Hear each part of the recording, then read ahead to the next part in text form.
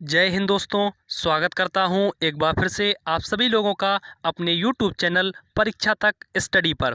और आज के इस वीडियो के अंदर हम डिस्कस करने वाले हैं पार्ट नंबर 10 को। तो आप में से जो भी मेरे इस चैनल पर पहली बार आए हुए हैं तो आप लोगों की जानकारी के लिए बता दें, ये जो पार्ट नंबर 10 जो है जिसको आज हम डिस्कस करने वाले हैं आप लोगों के साथ में, ये चल रहा है मिशन एसएससी जीडी 2021, जिसमें हम 10,000 से भी ज़्यादा क्वेश्चन करवाने वाले हैं। उसका है ये पार्ट नंबर 10। ठीक है, अगर आप लोग तैयारी कर रहे हैं एसएससी जीडी एग्ज़ाम की या फिर एग्ज़ाम देने वाले हैं यूपी ट्रिपल एससी पेट का और एसएससी एमटीएस का, तो आप लोगों के लिए भी ये सीरीज बेनिफिट होने वाली है। ठीक है, तो आप लोग भी इस सीरीज को देख सकते हैं। ठीक है, चलिए तो शुरू करते हैं और देखते हैं आज किस किस प्रकार के क्वेश्चन हम आप लोगों के लिए लेकर आए हुए हैं।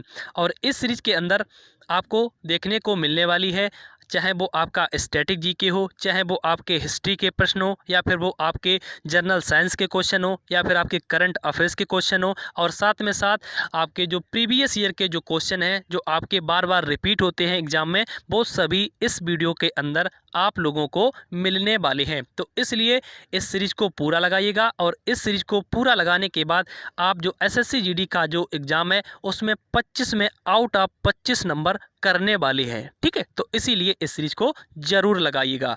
तो चलिए शुरुआत करते हैं और आते हैं पहले प्रश्न के ऊपर। तो पहले प्रश्न में आपसे पूछा गया है, which river was known as Vitasta in ancient history. यानी कि आपसे इस प्रश्न में पूछा जा रहा है कि प्राचीन काल में जो वितिस्ता नदी थी उसको वर्तमान में किस नाम से जाना जाता है। तो बात अगर आए वितिस्ता नदी की, तो वितिस्ता नदी को वर्तमान में आपके झेलम नदी के नाम से जाना जाता है। ठीक है, अगर बात कर लें थोड़ी सी झेलम नदी के बारे में, तो इनका जो उद्गम स्थल है वो आपका बेरी नांग झील जो है आपका जो जम्मू कश्मीर में पड़ती है, वहाँ से इनका उद्गम स्थल पाया जाता है। ठीक है, अगर इनकी हम जो लेंथ है, जो लंबाई है उसकी बात कर लें, तो इनकी जो लंबाई है वो है 725 किलोमीटर। कितनी है? 725 किलोमीटर। ठीक है, अगर हम देख लें ऑप्शन नंबर बी को, तो लिखा हुआ चिनाब नदी।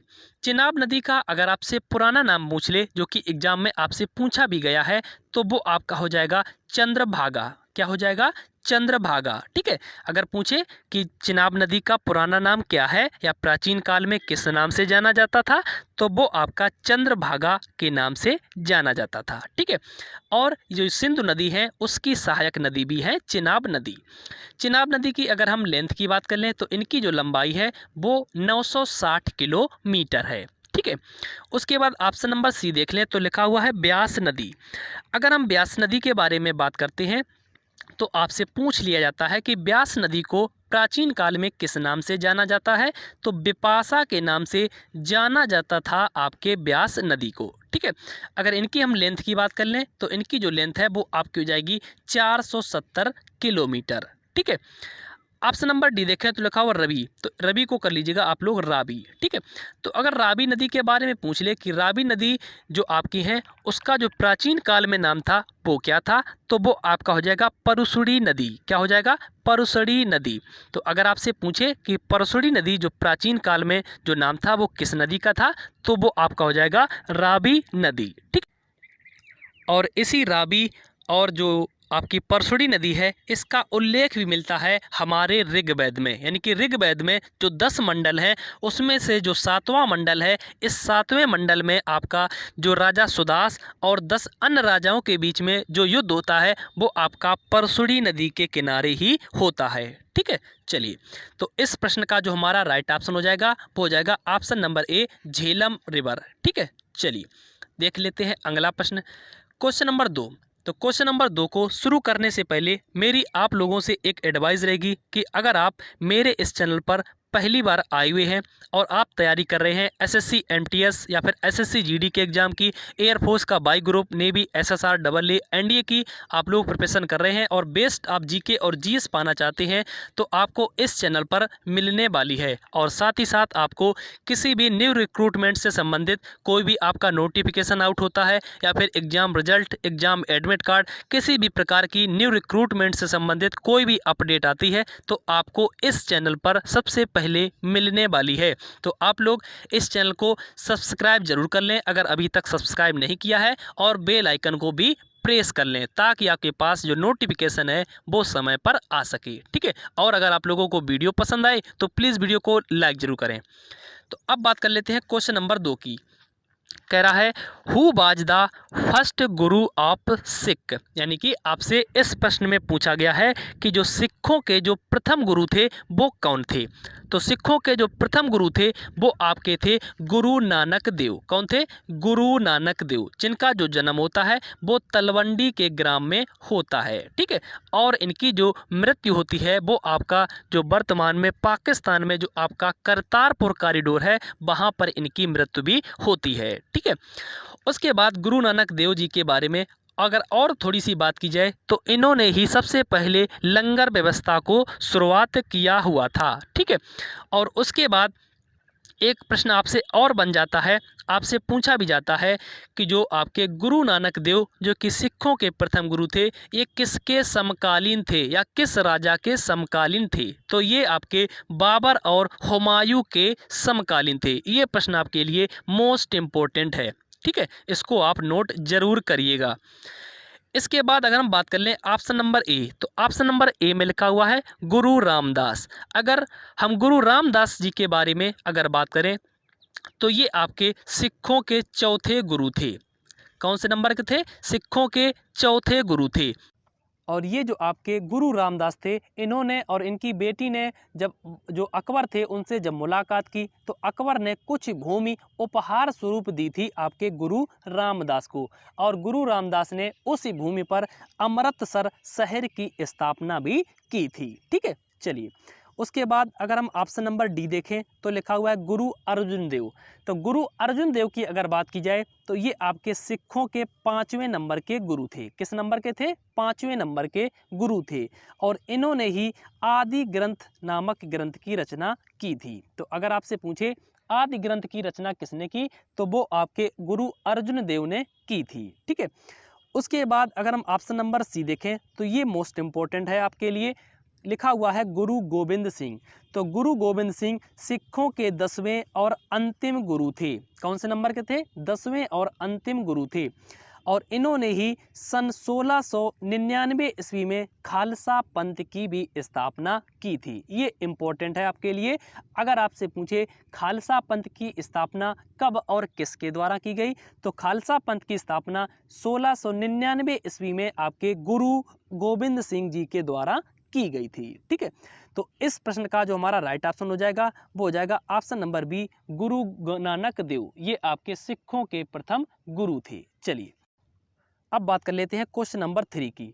तो अगर आप लोग इस वीडियो की जो पीडीएफ है उसको पाना चाहते हैं तो मेरा जो टेलीग्राम चैनल है परीक्षा तक स्टडी, उसको आप ज्वाइन कर लीजिएगा। अगर आप ज्वाइन नहीं कर पा रहे हैं तो इसी वीडियो के डिस्क्रिप्शन बॉक्स में उसका लिंक दे दिया जाएगा, उसके माध्यम से आप वो जो हमारा टेलीग्राम चैनल है उसको ज्वाइन कर सकते हैं। अगर आप मेरा जो टेलीग्राम चैनल है उसको ज्वाइन करते हैं तो वहाँ पर आपको इस वीडियो की पीडीएफ के साथ साथ डेली मॉर्निंग में आपको करंट अफेयर्स और आपको द हिंदू न्यूज़पेपर जो है वो मिलने वाला है। ठीक है, तो इसको आप ज्वाइन कर सकते हैं। तो बात करते हैं क्वेश्चन नंबर 3 की। कह रहा है when was the Swaraj party established, यानी कि जो स्वराज पार्टी थी उसकी स्थापना कब हुई थी। Most important question. अगर हम बात करते हैं स्वराज पार्टी की तो इसकी जो स्थापना होती है वो आपकी होती है 1 जनवरी 1923 ईस्वी को। कब होती है?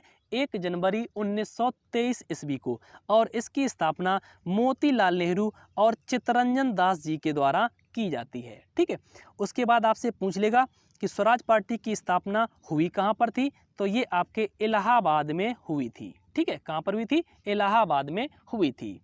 तो इस प्रश्न में आपसे पूछा गया था पार्टी की स्थापना कब हुई थी, तो वो आपके 1923 यानी 1923 में हुई थी। ऑप्शन नंबर सी इस प्रश्न का राइट ऑप्शन हो जाएगा। चलिए देखते हैं क्वेश्चन नंबर 4।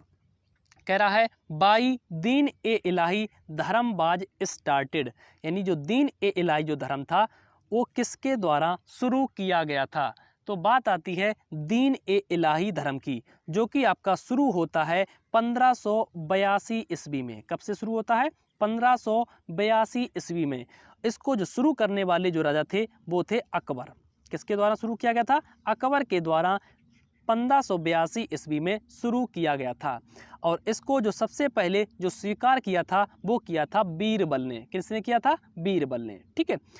उसके बाद अकबर के द्वारा ही सन 1564 ईस्वी में जजिया कर को पहली बार समाप्त किया गया था। जजिया कर जो कि गैर मुसलमानों से लिया जाने वाला एक प्रकार का टैक्स था। ठीक है। और उसके बाद जो आपके अकबर थे, इन्होंने ही आपका जो फतेहपुर सीकरी और जो आपका बुलंद दरवाजा है उसका भी निर्माण करवाया हुआ था। ठीक है। तो इस प्रश्न का जो हमारा राइट ऑप्शन हो जाएगा वो हो जाएगा अकबर, यानी कि ऑप्शन नंबर बी। ठीक है। चलिए देख लेते हैं अगला प्रश्न, क्वेश्चन नंबर 5।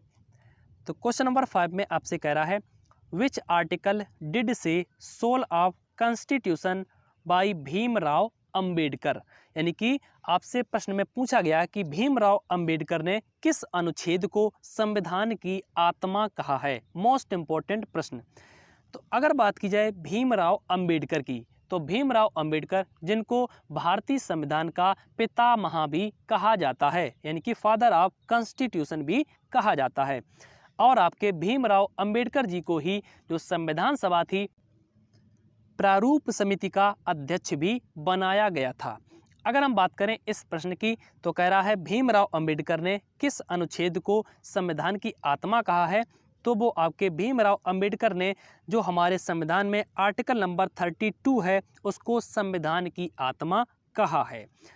अगर ऑप्शन नंबर सी देखें तो लिखा हुआ है अनुच्छेद 30, तो ये इंपॉर्टेंट है। इस अनुच्छेद के अंदर जो शिक्षा संस्थान है उनका निर्माण कार्य को बताया गया है आपके आर्टिकल नंबर 30 के अंदर। ठीक है। चलिए देखते हैं अगला प्रश्न, क्वेश्चन नंबर 6 कह रहा which of the following river is biggest, यानी कि इस प्रश्न में पूछा गया है कि निम्नलिखित में से कौन सी नदी सबसे बड़ी है या फिर सबसे लंबी है। तो सबसे जो लंबी नदी है विश्व की वो है आपके नील नदी। कौन सी है? नील नदी, यानी कि आपकी जो नील नदी है वो विश्व की सबसे लंबी और बड़ी नदी है। ऑप्शन नंबर बी की बात कर लें तो लिखा हुआ है अमेजन नदी। तो अमेजन नदी जो है ये आपकी विड्थ यानी चौड़ाई के हिसाब से बात करें, क्षेत्रफल के हिसाब से बात कर ले, तब आपकी अमेजन नदी सबसे बड़ी नदी हो जाएगी। ठीक है। वहीं अगर हम ऑप्शन नंबर सी देखें तो लिखा हुआ है यांग टीसी। तो यांग टीसी नदी की अगर बात की जाए तो यह एशिया की सबसे लंबी नदी है। तो अगर आपसे पूछे एशिया की सबसे लंबी नदी कौन सी है तो वो आपकी जाएगी यांग टीसी नदी। वहीं अगर बात की जाए यह विश्व में इसका जो स्थान है वो कौन से नंबर पर आता है, तो यह विश्व की तीसरी और एशिया की सबसे लंबी नदी है। अगर पूछ ले किस देश की है तो यह चीन देश की है आपकी यांग टीसी नदी। ठीक है। तो तीनों पॉइंट आपको याद रखना है। उसके बाद ऑप्शन नंबर डी देखें तो लिखा हुआ है गंगा। तो गंगा नदी जो है यह भारत की सबसे लंबी नदी है। अगर इसकी हम टोटल लेंथ यानी लंबाई की बात कर लें तो वो आपका हो जाएगा 2525 किलोमीटर। ठीक है। और गंगा नदी का जो उद्गम स्थल है वो आपके उत्तराखंड का जो आपका गंगोत्री ग्लेशियर जो पड़ता है वहाँ से निकलती है गंगा नदी। और ये पश्चिम बंगाल में जो आपका सुंदरबन का डेल्टा यानी कि विश्व का सबसे बड़ा जो डेल्टा है वहाँ पर ये विलीन हो जाती हैं। ठीक है। और आपके गंगा नदी और ब्रह्मपुत्र नदी मिलकर बनाती हैं सुंदरबन का डेल्टा। ठीक है। और गंगा नदी के ऊपर आपके पश्चिम बंगाल के निकट में एक बांध बना हुआ है जो आपका फरक्का बांध है, वो भारत और बांग्लादेश के बीच में विवाद का कारण बना हुआ है। ठीक है। तो इस प्रश्न का राइट ऑप्शन हो जाएगा ऑप्शन नंबर ए। चलिए देखते हैं क्वेश्चन नंबर 7 कह रहा है Sriharikota island situated in which state, यानी कि इस प्रश्न में आपसे पूछा गया है श्री हरिकोटा जो द्वीप है वो किस राज्य में स्थित है। तो श्री हरिकोटा द्वीप ये आपका आंध्र प्रदेश राज्य में स्थित है। और ये आपका जो श्री हरिकोटा द्वीप है यह भारत का एकमात्र उपग्रह प्रक्षेपण केंद्र है। ठीक है। ये पॉइंट आपको ध्यान भी रखना है। तो ऑप्शन नंबर ए इस प्रश्न का राइट ऑप्शन हो जाएगा। चलिए देख लेते हैं क्वेश्चन नंबर 8 कह रहा है Periyar river is related to which state. तो बात आती है पेरियार नदी की, तो कह रहा है किससे संबंध है, तो ये आपके केरल राज्य से संबंधित है, आपकी पेरियार नदी। ठीक है, और इसी पेरियार नदी की अगर बात की जाए तो इसका जो उद्गम स्थल है वो शिवगिरी जो कि पश्चिमी घाटी पड़ती है वहाँ से ये निकलती हैं। अगर हम पेरियार नदी की लेंथ की बात कर लें तो वो आपका हो जाएगा 244 किलोमीटर। ठीक है, और इसी पेरियार नदी के ऊपर बना हुआ है इदुक्की बांध। ठीक है, ये बांध आपके लिए इम्पोर्टेंट है। उसके बाद आपका पेरियार एक आपका राष्ट्रीय उद्यान भी है, वो भी आपका केरल राज्य में ही पड़ता है। ठीक है, चलिए तो ऑप्शन नंबर इसका बी राइट ऑप्शन हो जाएगा। बात करते हैं क्वेश्चन नंबर 9 की। कह रहा है Zakir Hussain related to which instrument, यानी कि इस प्रश्न में आपसे बात की गई है जाकिर हुसैन का संबंध किस वाद्य यंत्र से है। तो बात आती है जाकिर हुसैन की, इनका जो संबंध है वो है तबला, यानी ये तबला वादक थे। और ये आपके जो जाकिर हुसैन है ये उस्ताद अल्लाह रखा खां के भी बेटे थे। अगर बात की जाए जाकिर हुसैन के बारे में तो इनका जन्म महाराष्ट्र के मुंबई में होता है। ठीक है, अब इनको जो जो अवार्ड मिले हुए हैं ये आपके लिए इम्पोर्टेंट है, ये प्रश्न आपसे पूछा जा सकता है, तो इनके अवार्ड को आप नोट कर सकते हैं। तो इनको सन 1988 यानी 1988 में पद्म श्री से नवाजा गया था। इसके बाद इनको आपका जो 2002 था इसमें पद्म भूषण भी दिया गया था। और इनको जो संगीत का सबसे बड़ा पुरस्कार है जिसको ग्रैमी अवार्ड के नाम से जाना जाता है वो इनको 1992 ईस्वी में और 2009 ईस्वी में, यानी 2 बार इनको ग्रैमी अवार्ड से भी नवाजा गया था। ठीक है, तो इसको भी आपको ध्यान रखना है। तो ऑप्शन नंबर ए इस प्रश्न का राइट ऑप्शन हो जाएगा। चलिए बात कर लेते हैं क्वेश्चन नंबर 12 की। कह रहा है who elected the new president of Israel, यानी कि इस प्रश्न में आपसे पूछा गया है इजराइल के जो वर्तमान में या अभी हाल ही में जो नए राष्ट्रपति नियुक्त किए गए हैं वो कौन हैं। तो बात की जाए अगर इजराइल के नए राष्ट्रपति की तो वो आपके चुने गए हैं इसाक हेरजोग। कौन चुने गए हैं? इसाक हेरजोग, यानी कि ऑप्शन नंबर बी इस प्रश्न का राइट ऑप्शन हो जाएगा। ऑप्शन नंबर अगर ए देखें तो लिखा हुआ है नेफ्ताली बेनेट। तो नेफ्ताली बेनेट अभी हाल ही में इजराइल के नए प्रधानमंत्री चुने गए हैं। राष्ट्रपति इसाक हेरजोग और प्रधानमंत्री नेफ्ताली बेनेट चुने गए हैं। इस प्रश्न में बात आई है इजराइल की, तो इजराइल से आप 4 पॉइंट याद रख सकते हैं। ये पॉइंट मोस्ट इंपॉर्टेंट है आपके एग्जाम के पॉइंट ऑफ व्यू से।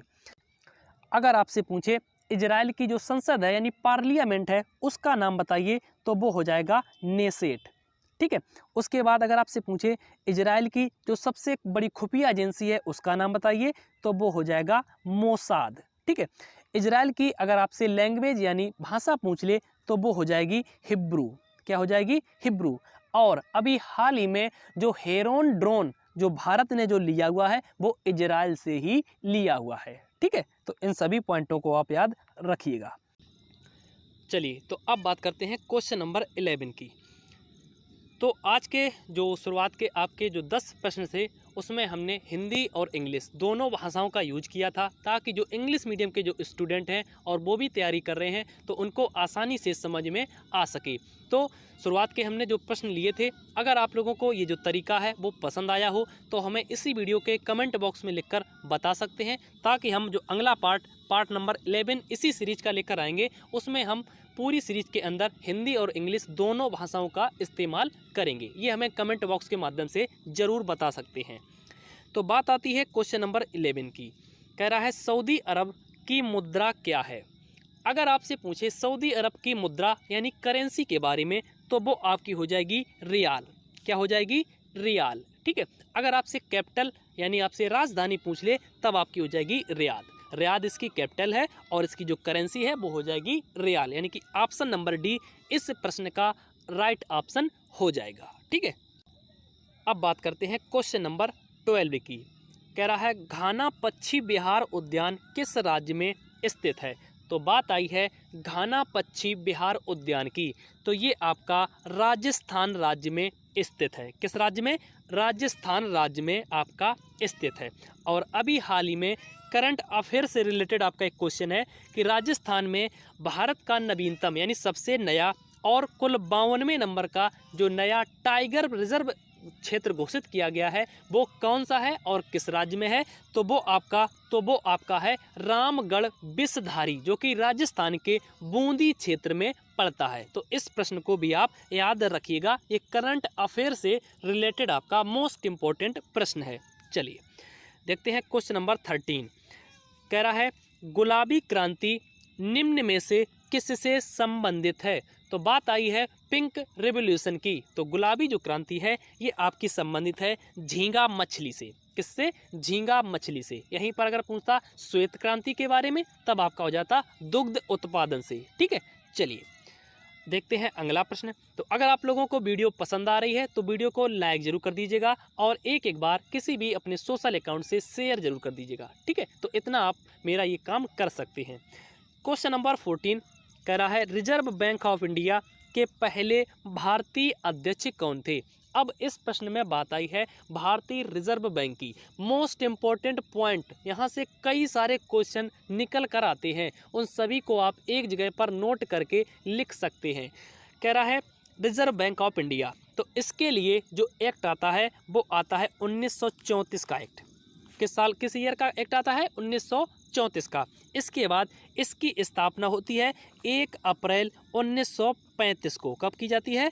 1 अप्रैल 1935 को। ठीक है, और जब हमारा रिजर्व बैंक ऑफ इंडिया गठित किया जा रहा था तो इसके लिए एक आयोग भी गठित किया गया था जिसको यंग हिल्टन आयोग के नाम से जाना जाता है। ठीक है, और जब हमारा रिजर्व बैंक ऑफ इंडिया जब इस्टेब्लिश किया गया था यानी स्थापित किया गया था तब इसका हेडक्वार्टर यानी मुख्यालय जो बनाया गया था वो बनाया गया था कलकत्ता में। अगर पूछ ले वर्तमान में कहाँ पर है तब आपका हो जाएगा मुंबई। ठीक है, ये पॉइंट आपको ध्यान रखनी है। इसके बाद आपके रिजर्व बैंक ऑफ इंडिया के जो पहले अध्यक्ष गठित किए जाते हैं वो आपके बना जाते हैं ऑसबॉर्न स्मिथ। कौन बना जाते हैं? Osborne Smith. इसके बाद अगर पूछे प्रथम भारतीय अध्यक्ष कौन बनाए गए तब वो आपके बनाए जाते हैं CD देशमुख। ये आपको पॉइंट भी याद रखने हैं। तो इस प्रश्न में आपसे पूछा गया था रिजर्व बैंक ऑफ इंडिया के पहले भारतीय अध्यक्ष कौन थे, तो वो आपके हो जाएंगे CD देशमुख। अगर पहले अध्यक्ष पूछता तब आपके ऑसबॉर्न स्मिथ हो जाती। ठीक है, इसके बाद अगर पूछ ले वर्तमान में और कुल 25वें नंबर के जो गवर्नर है रिजर्व बैंक ऑफ इंडिया के वे कौन है, तो वे आपके हो जाएंगे जो अभी वर्तमान में भी हैं शक्तिकांत दास। ठीक है, इसके बाद ऑप्शन नंबर बी देखें तो लिखा हुआ GV Mavalankar. Most important point, क्योंकि यह भारतीय लोकसभा के पहले लोकसभा अध्यक्ष बनाए गए थे गणेश वासुदेव मावलंकर, यानी कि ऑप्शन नंबर बी में जो लिखा हुआ है। तो इस प्रश्न का राइट ऑप्शन नंबर होगा C। चलिए देखते हैं क्वेश्चन नंबर 15। कह रहा है मसाई जनजाति मुख्य रूप से किस देश में पाई जाती है? तो मसाई जनजाति मुख्य रूप से पाई जाती है केन्या में। कहाँ पर? केन्या में, यानी ऑप्शन नंबर डी इस प्रश्न का राइट ऑप्शन हो जाएगा। चलिए देख लेते हैं आज का अंतिम प्रश्न। कह रहा है हाल ही में उत्तराखंड के नए मुख्यमंत्री कौन बने हैं? तो अभी हाल ही में और उत्तराखंड के नए जो मुख्यमंत्री चुने गए हैं वो चुने गए हैं पुष्कर सिंह धामी। कौन चुने गए हैं? पुष्कर सिंह धामी, यानी कि ऑप्शन नंबर डी इस प्रश्न का राइट ऑप्शन हो जाएगा। ऑप्शन नंबर अगर हम सी देखें तो लिखा हुआ है सृष्टि गोस्वामी। तो सृष्टि गोस्वामी उत्तराखंड की एक दिन की मुख्यमंत्री भी बनाई गई थी। ये भी इम्पोर्टेंट आपके लिए पॉइंट है। ठीक है, उसके बाद उत्तराखंड अभी हाल ही में जो टोक्यो ओलंपिक संपन्न हुआ है इसमें जो भारतीय महिला हॉकी टीम थी जिसकी एक सदस्य खिलाड़ी थी वंदना कटारिया, जिनको आपके उत्तराखंड में बेटी बचाओ बेटी पढ़ाओ के लिए ब्रांड एम्बेसडर भी नियुक्त किया गया है। तो ये भी आपको याद रखना है। और साथ ही साथ इनको उत्तराखंड का जो सर्वोच्च सम्मान पुरस्कार है वो उससे भी नवाजा गया है वंदना कटारिया को। ठीक है, ये पॉइंट भी आपको याद रखने हैं। चलिए, तो आज की जो सीरीज़ थी जिसका पार्ट नंबर 10 था, जिसमें हमने टोटल 16 क्वेश्चन लिए, सभी को हमने डिस्कस किया। ये जो क्वेश्चन है ये आपके SSC GD, SSC MTS, CHSL, air force और नेवी और NDA से मैंने लिए हुए थे। मोस्ट इम्पोर्टेंट प्रश्न थे, ये आपके सभी एग्ज़ामों के लिए इम्पोर्टेंट हैं, चाहे वो आपका एसएससी का एमटीएस एग्जाम हो, यूपी ट्रिपल एससी पेट का एग्जाम हो, एसएससी जीडी के लिए तो ये इंपॉर्टेंट ही है। ठीक है, उसमें आप 25 में 25 भी नंबर लाने वाले हैं अगर ये सीरीज आप पूरी देखते हैं। तो ये जो सीरीज आज हमने डिस्कस की, आप लोगों को ये वीडियो कैसा लगा इसको हमें कमेंट बॉक्स के माध्यम से बता सकते हैं। और वीडियो अच्छा लगा हो तो लाइक करें, और चैनल पर पहली बार आए हैं तो चैनल को सब्सक्राइब जरूर मार लें। मिलेंगे आपसे नेक्स्ट वीडियो में, तब तक के लिए सभी भाइयों को जय हिंद।